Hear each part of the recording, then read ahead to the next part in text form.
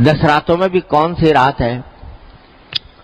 تو متعدد صحابہ کرام کو خواب میں بتایا گیا. ایک صحابی کو بتایا گیا کہ طاق راتوں میں ہے، کسی کو 25 بتایا گیا، کسی کو 27، کسی کو 23 وغیرہ. بہت سارے صحابہ نے آ کے بتایا کہ ہمیں خواب میں اس طرح دیکھا ہے کہ ليلۃ القدر فلاں رات میں ہو. تو رسول کریم صلی اللہ علیہ وسلم نے خطبہ دیا اور اس میں فرمایا کہ میں نے دیکھا ہے کہ صحابہ کرام کے خواب سب کے سب ایک بات پر متفق ہیں، وہ یہ کہ طاق راتوں میں ہے، طاق راتوں میں ہے. سب کے خواب اسی پر متفق ہو گئے.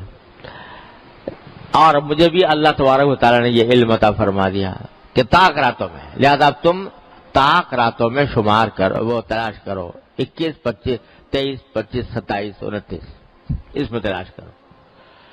خواب کی وجہ سے نہیں، یاد رکھو خواب کوئی شریعت میں حجت نہیں ہوتا، خواب سے کوئی شرعی مسئلہ ثابت نہیں ہوتا. اور جو لوگ خوابوں کی اور کشف کی بنیاد پر کوئی فیصلے کرتے ہیں وہ دھوکہ دیتے ہیں. حقیقت میں اس کے اوپر کوئی حجت، کوئی شریعت کا فیصلہ دار و مدار اس کا خواب پر کشف پر نہیں ہوا کرتا. لیکن رسول کریم صلی اللہ علیہ وسلم جب تصدیق فرما دی کہ ہاں وہ یہ ہوگی شب قدر، کائے میں ہوگی؟ طاق راتوں میں. اور پھر رسول کریم صلی اللہ علیہ وسلم نے اپنا خواب بیان فرمایا. صحابہ کرام کا خواب تو حجت نہیں تھا، لیکن نبی کا خواب حجت ہوتا ہے.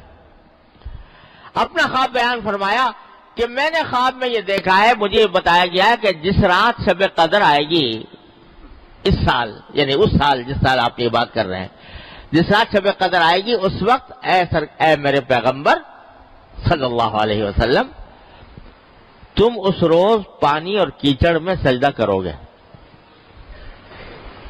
یہ صبح آپ نے اعلان فرمایا کہ جس رات شب قدر ہوگی اس رات تم پانی اور کیچڑ میں سجدہ کرو گے.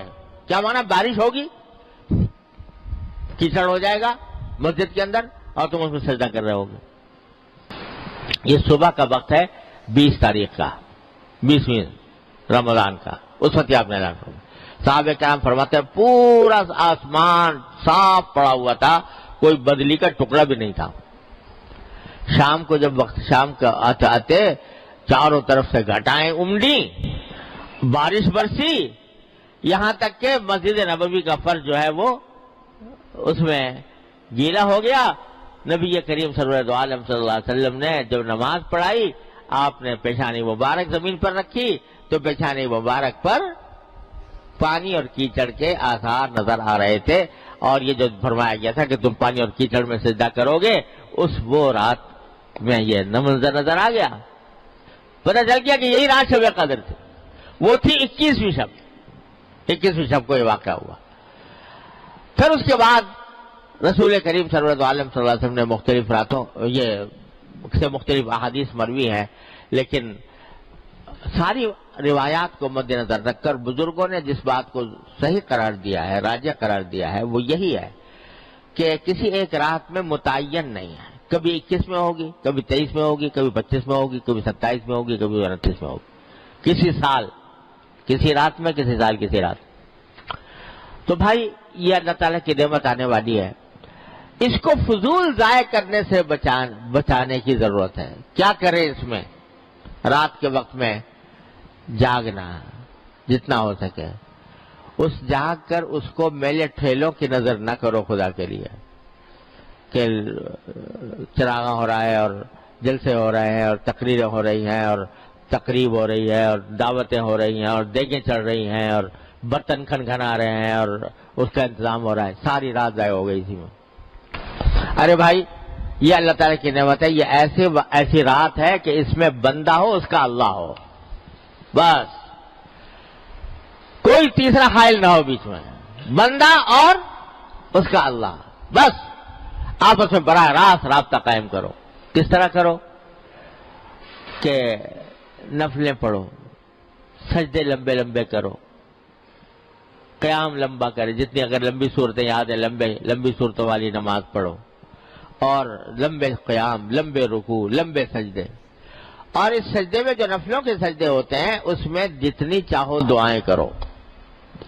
عربی والی دعائیں جو قرآن کی دعائیں ہیں یا نبی کریم صلی اللہ علیہ وسلم کی جو دعائیں مناجات مقبول وغیرہ میں لکھی ہوئی ہیں وہ جتنی یاد ہو وہ پڑھو، اور کچھ نہیں، جتنی بھی یاد ہو، جو بھی یاد ہو، جو دعا یاد ہو.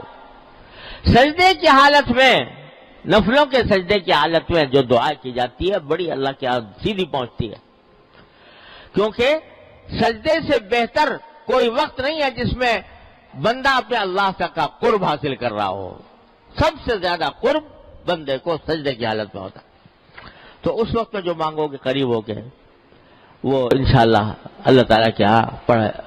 اور قرآنی دعائیں ہیں، لوگوں کو کچھ، ہر مسلمان کو کچھ نہ کچھ یاد ہوتی ہیں، ربنا آتنا فی الدنیا حسنہ، اور کچھ نہیں تو، اور رب اغفر وارحم وانت خیر الراحمین وغیرہ وغیرہ.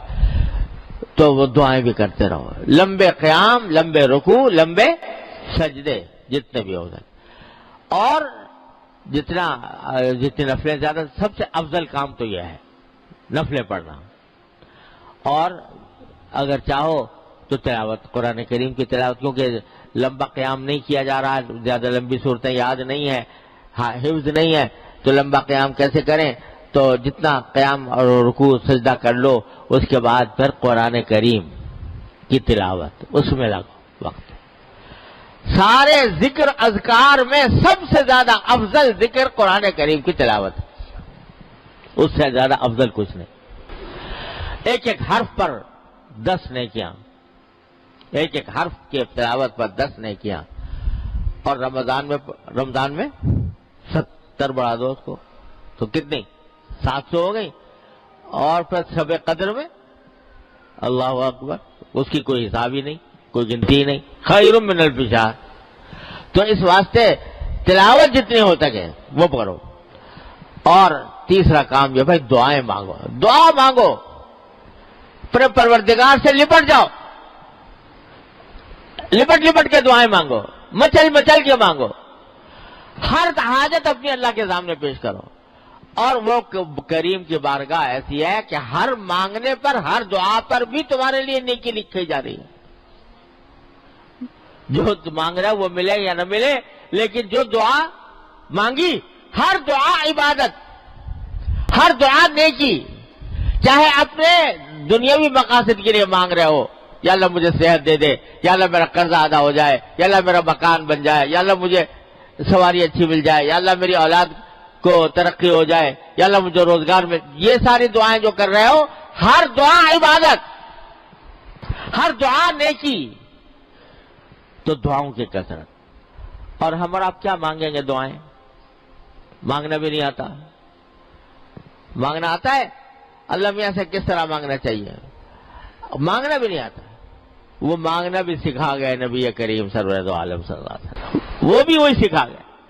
تو اس کی آپ کی مانگی ہوئی دعائیں، مناجات مقبول، الحزب العظم، اور پتہ نہیں کتنی کتابیں چھپی ہوئی ہیں جس میں رسول کریم سرور دو عالم صلی اللہ علیہ وسلم کی مانگی ہوئی دعائیں ہیں. وہ ایسی دعائیں ہیں کہ ہمارے آپ کے تصور میں بھی نہیں آ سکتی تھی، جو سرکار دو عالم صلی اللہ علیہ وسلم سکھا گئے. دنیا اور آخرت کی کوئی بھلائی ایسی نہیں ہے جو آپ نے مانگ نہ لی ہو. ہمارے تصور میں بھی نہیں آ سکتی تھی جو سرکار دو عالم صلی اللہ علیہ وسلم نے ہمیں مانگ کے بتا دی. یہاں تک مانگ لیا اللہ میں نے، حضور اقدس صلی اللہ علیہ وسلم نے، کہ یا اللہ خشکی میں، سمندر میں آپ کا کوئی بندہ، کوئی بندی جو بھی کوئی دعا مانگ رہا ہو، جو چیز اچھی اس نے مانگی ہو، اے اللہ میں بھی اس کا محتاج ہوں، وہ مجھے بھی دے دے، وہ بھی مجھے دے دے. اس سے زیادہ اور کیا مانگے گا کوئی آدمی؟ یہ بھی مانگ کے بتا دیا کہ یا اللہ آپ کے نبی کریم صلی اللہ علیہ وسلم نے جتنی دعائیں مانگی، جتنے کام، جتنی اچھائیاں مانگی، یا اللہ وہ سب میں مجھے دے دے. جتنی برائیوں سے نبی کریم صلی اللہ علیہ وسلم نے پناہ مانگی، اے اللہ میں ان سب کی پناہ میں آپ کی پناہ مانگتا ہوں، اس سے وہ دے دیں. کوئی گوشہ چھوڑا نہیں، دنیا آخرت کی بھلائی کا کوئی گوشہ چھوڑا نہیں جو آپ نے مانگا نہ ہو. لہذا وہ دعائیں مانگیں. مناجات مقبول کے نام سے چھپی ہوئی ہے کتاب، اور حضور اقدس صلی اللہ علیہ وسلم کی مانگی ہوئی دعاؤں کی اور بھی کتابیں ہیں، حزب الاعظم بھی ہے اور پتہ نہیں کیا کیا ہے. تو وہ اس میں یہ 3 کام ہیں کرنے کے. اور چلتے پھرتے اٹھتے بیٹھتے بہرحال انسان کی ضرورت ہے، کبھی اٹھتا ہے کبھی بیٹھتا ہے کبھی. تو چلتے پھرتے اٹھتے بیٹھتے کلمہ، تیسرا کلمہ سبحان اللہ والحمد للہ ولا الہ الا اللہ واللہ اکبر وللہ الحمد، یہ کل چلتے پھرتے زبان پہ ہو. یہ 4 کام ہیں، اس میں گزار دیں رات. نفلیں، تلاوت، دعا اور چلتے پھرتے اٹھتے بیٹھتے ذکر اللہ تبارک و تعالیٰ کا. اللہ تبارک و تعالیٰ اس طرح اگر رات گزار لی تو امید ہے اللہ کا شکر. کیا امید ہے؟ کہ اگر 1000 مہینے تک راتیں اس طرح گزاری ہوتی تو اس سے بھی کہیں زیادہ فضیلت اور اس سے بھی زیادہ کہیں اجر اور فائدہ حاصل ہوگا اس ایک رات میں. تو چلو بھائی پتہ نہیں ہے کون سی ہے، تو 5 ہی تو راتیں ہیں نا، 21، 23، 25، 27 اور 29. ان 5 راتوں کو اس طرح گزارنے کی کوشش کر لیں. اللہ تبارک، جو لوگ ماشاءاللہ اعتکاف کی نیت میں کیے ہوئے ہیں، اعتکاف کر رہے ہیں، انشاءاللہ ان کے لیے تو بہت ہی عظیم فضیلت ہے کہ سارا وقت ان کا عبادت ہی میں گزرے گا. اگر فرض کرو سو بھی رہے ہوں اعتکاف کی حالت میں تو وہ بھی عبادت میں لکھا جائے گا کیونکہ اعتکاف میں ہے. اس واسطے ان کو تو ہے ہی. اور اگر نہیں اعتکاف تب بھی ان 5 راتوں کے اندر ان کاموں کا اہتمام کر لے. اللہ تبارک و تعالیٰ اپنے فضل و کرم سے مجھے آپ کو سب کو اس کی توفیق عطا فرمائے اور اس کے انوار و برکات سے ہم سب کو سرفراز فرمائے. وآخر دعوانا الحمدللہ.